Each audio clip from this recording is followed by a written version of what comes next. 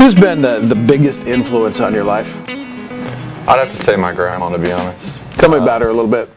She's a great woman. I mean, she's been through a lot herself, so I feel like she's a good role model. When I was younger, I'd always be up at her house. Me and my mom lived with her a lot.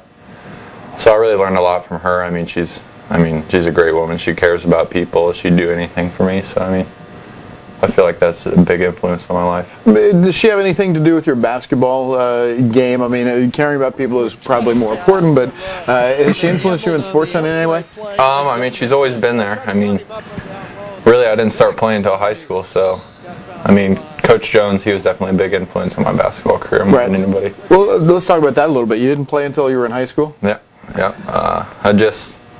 I don't know why. I always liked basketball. I'd shoot around out at my house because we had a basketball goal, but I don't know why. I just never really thought about trying out or getting on a team. Well, you must have been getting pretty tall at that point. Did people say, "Hey, you got to play basketball"? You know the story. Yeah, that was pretty much what Coach Jones did. I was about 6'4", but I could barely walk and chew gum, as he always said. I was pretty clumsy. I had size 15 since like the 6th grade, so I kind of grew into my feet a little bit. Well, then success came to you pretty quickly because obviously a lot of people wanted you to play for them in college. Yeah.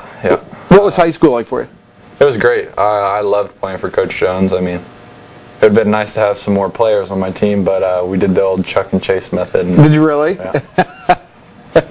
All right, so you come to Jewel and you start out. You start first of all. You have changed positions. You're a 4 instead of a 5, and then with the academics, you weren't able to play second semester. What was that semester like for you? It was tough. It was tough to start out with, but I mean, I got used to it. I just focused on getting better, and I just had to keep working at the weights, and then just focus on getting my passing skills up and kind of get ready for the 4. But now that I'm playing the 5, I mean, I feel like it expands my game a little bit. Well, I just was doing the stats here before we play on Saturday, and I'm looking and I see you're in the top 10 in rebounding and scoring and block shots and lots of different things. But here's an impressive stat.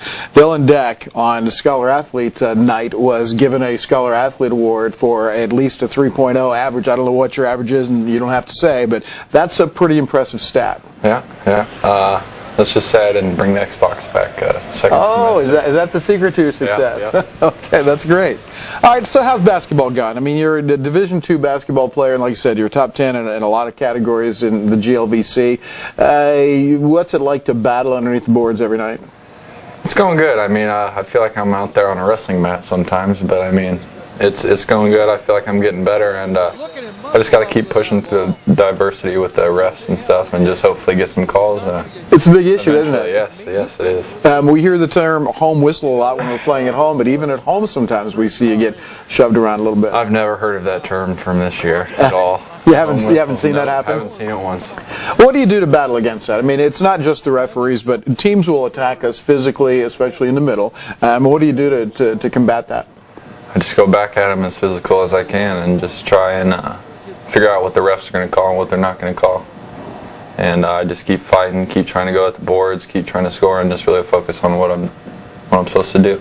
Another pretty impressive stat, you start the year fouling out, I think 3 or 4 times early, but I can't remember the last time you fouled out of a game, so you're learning something, I think. Yeah, it's been a learning process for sure. It's not as physical as I could be in high school. I mean, sure, guys are bigger, and I'm not the biggest guy out there on the court anymore. Yeah. All right, enough basketball talk. Let's talk about your life here at Jewel. You like to have a pretty good time on the bus. You're always joking around and everything. What do you do in your spare time without basketball? I know that takes a big part of your time, but what do you like to do? I like hanging out with some of my friends at the dorm, and we watch a lot of Netflix, a lot of different shows. I mean, I'm pretty sure watched about everything on Netflix. First, what's your favorite movie? Man, that's tough. That's a tough one. I'm trying to think right now. I like the Lord of the Rings movie. I saw the Hobbit movie recently, which is the first one, which is pretty good. And I like I want to see a lot of the movies that The Rock's in recently. Really? Yeah. Okay. How about favorite TV series? TV series, I like Workaholics a lot. And recently, me and my friend Kane have been watching South Park a lot. South Park. I can't imagine. Pretty classic show.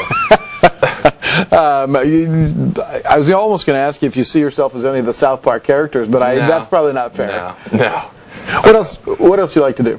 I mean, I like getting outside, getting outdoors. I mean, really just hanging out with friends, just enjoying life, just joking around, having fun with people. You don't strike me as an outdoor kind of guy. I don't know why. That's not fair, but what do you like to do when you're outdoors? I like four-wheeling and stuff. Really, honestly, before basketball and everything, I mean, I kind of considered myself a woodsman. I mean, me and my cousin, we'd go out and we'd try and survive out in the wilderness for like 2 weeks. Really?